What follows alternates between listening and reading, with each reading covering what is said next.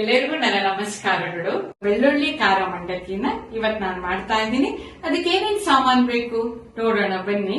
ಮಂಡಕ್ಕಿ ತಗೊಂಡಿದ್ದೀನಿ, ಉಪ್ಪು, ಹುರಿಗಡ್ಲೆ, ಸ್ವಲ್ಪ ಸಕ್ಕರೆ, ಆಮೇಲೆ ಇಂಗು, ನಂತರ ಕರಿಬೇವು, ಶೇಂಗಾ, ಬೆಳ್ಳುಳ್ಳಿ, ಸಾಸಿವೆ, ಅರಿಶಿನ, ಜೀರಿಗೆ ಮತ್ತು ಖಾರದ ಪೌಡರ್. ಗ್ಯಾಸ್ ಆನ್ ಮಾಡ್ಕೊಳ್ಳೋಣ.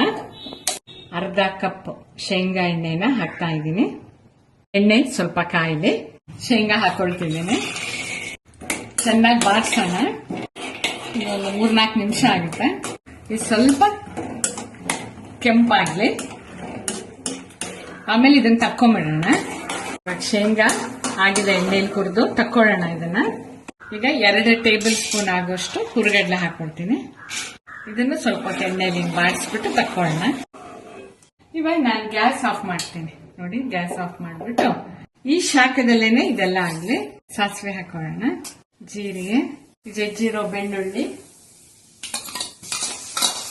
2 ಟೀ ಸ್ಪೂನ್ ಆಗುವಷ್ಟು ಖಾರ ಪೌಡರ್ ಹಾಕ್ತೀನಿ. 1 ಟೀ ಸ್ಪೂನು, 2. ಇದು ಗ್ಯಾಸ್ ನಾವು ಆಫ್ ಮಾಡ್ಬಿಟ್ಟೆ ಮಾಡಬೇಕು. ಈ ಬಿಸಿಲೇನೆ ಈ ಬೆಳ್ಳುಳ್ಳಿ ಮತ್ತು ಖಾರದ ಪೌಡರ್ ಮತ್ತು ಜೀರಿಗೆ, ಸಾಸಿವೆ ಇದಿಷ್ಟು ಮಿಕ್ಸ್ ಮಾಡ್ಕೊಳ್ಳೋಣ. 2 ನಿಮಿಷ ನಾನು ಹೀಗೆ ಬಿಟ್ಟಿದ್ದೀನಿ. ಮತ್ತೆ ಗ್ಯಾಸ್ ಹಚ್ಕೊಳ್ಳೋಣ. ಒಂದು 4 ಒಣಮೆಣಸಿನ್ಕಾಯಿನ ಈ ತರ ಪೀಸ್ ಮಾಡಿ ಇಟ್ಕೊಂಡಿದ್ದೀನಿ.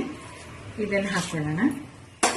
ಅರ್ಧ ಟೀ ಸ್ಪೂನ್ ಅಷ್ಟು ಅರಿಶಿನ, ಒಂದು 1/4 ಟೀ ಸ್ಪೂನ್ ಅಷ್ಟು ಇಂಗು, ಆಮೇಲೆ ಕರಿಬೇವು. ಈ ಕರಿಬೇವು ಗರಿ ಗರಿ ಆಗ್ಬೇಕು, ಅಲ್ಲಿ ತನಕ ಬಿಸಿ ಮಾಡ್ಕೊಳ್ಳೋಣ. ಕರಿಬೇವು ಗರಿ ಗರಿ ಆಗಿದೆ ನೋಡಿ. ಗ್ಯಾಸ್ ಆಫ್ ಮಾಡ್ಬಿಡೋಣ. ಈಗ ಇದಕ್ಕೆ ಮಂಡಕ್ಕಿ ಹಾಕೊಳ್ಳೋಣ. ಇದಕ್ಕೆ ಉಪ್ಪು ಸುಮಾರು ನಾನು 2 ಟೀ ಸ್ಪೂನ್ ಅಷ್ಟು ಹಾಕ್ತೀನಿ. ಮತ್ತೆ 2 ಟೀ ಸ್ಪೂನ್ ಅಷ್ಟು ಸಕ್ಕರೆನ ಮಿಕ್ಸಿಗೆ ಹಾಕೊಂಡಿದ್ದೀನಿ. ಸಕ್ಕರೆ ಇವಾಗ ಕೈ ಆಡೋಣ. ಇವಾಗೆಲ್ಲ ಕೈ ಆಡಿದ್ದೀನಿ. ಸ್ವಲ್ಪ ಹೊತ್ತು ಒಂದು 2 ನಿಮಿಷ ಮತ್ತೆ ಬೆಚ್ಚಗೆ ಮಾಡ್ಕೊಳ್ಳೋಣ. ಅವಾಗ ಮಂಡಕ್ಕಿ ಮತ್ತಷ್ಟು ಗರಿ ಗರಿ ಆಗಿರುತ್ತೆ. ಕೊನೆಯದಾಗಿ ನಾವು ಹುರಿದಿರೋ ಶೇಂಗಾ ಆಮೇಲೆ ಹುರಿಗಡ್ಲೆನ ಸೇರಿಸ್ಕೊಳ್ಳೋಣ.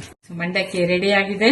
ಗ್ಯಾಸ್ ಆಫ್ ಮಾಡಿದೀವಿ. ಒಂದು 10-15 ನಿಮಿಷ ಹೀಗೆ ಬಿಟ್ಬಿಟ್ಟು ಅದಾರಿದ್ಮೇಲೆ ಮತ್ತಷ್ಟು ಗರಿ ಗರಿ ಆಗಿರುತ್ತೆ. ಆಮೇಲೆ ನೀವು ಬಾಕ್ಸ್ ಅಲ್ಲಿ ಅಥವಾ ಪ್ಲಾಸ್ಟಿಕ್ ಕವರ್ಗಳಲ್ಲಿ ಹಾಕೊಂಡು ಇಟ್ಕೊಂಡು ದಿನ ಟೀ ಜೊತೆ ಸವಿಬಹುದು. ಸ್ನೇಹಿತರೆ, ಬೆಳ್ಳುಳ್ಳಿ ಖಾರ ಮಂಡಕ್ಕಿ ರೆಡಿ ಆಗಿದೆ. ಸಾಯಂಕಾಲ ಚಹಾ ಕಾಫಿ ಜೊತೆ ನೀವು ಸವಿಯಿರಿ. ಇಲ್ಲಿಗೆ ಸಂಚಿಕೆಯನ್ನು ಮುಗಿಸ್ತಾ ಇದ್ದೀನಿ. ಹೋಗಿ ಬಲ್ಲ. ನಮಸ್ಕಾರ.